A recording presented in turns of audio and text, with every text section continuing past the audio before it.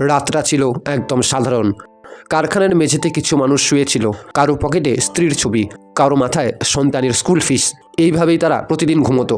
হঠাৎ একদিন আগুন লাগে, ধোঁয়া ভরে যায় ফুসফুসে, চিৎকার, কান্না, দরজা ভাঙার চেষ্টা, কিন্তু তালা খুলল না। কলকাতার আনন্দপুর ওয়াও মোমোর পোড়া কারখানা, এমনটাই অভিযোগ উঠেছে। খবরে বলা হচ্ছে মৃত 16 জন, কিন্তু সংখ্যাটা প্রায় 50-এর কাছাকাছি।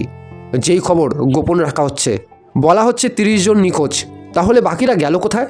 যদি সত্যি দমকলের ছাড়পত্র না থাকে, যদি সত্যি রাতের পর রাত শ্রমিকদের বন্দি করে রাখা হয়ে থাকে, তাহলে এটা আগুন নয়, এটা পরিকল্পিত অবহেলা, এটা ধীরে ধীরে মেরে ফেলা। আমরা কি করব?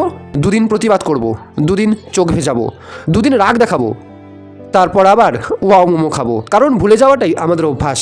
এই শহরে মানুষ মরে খুব নীরবে, আর আমরা বেঁচে থাকি ভুলে যাওয়ার আরামে।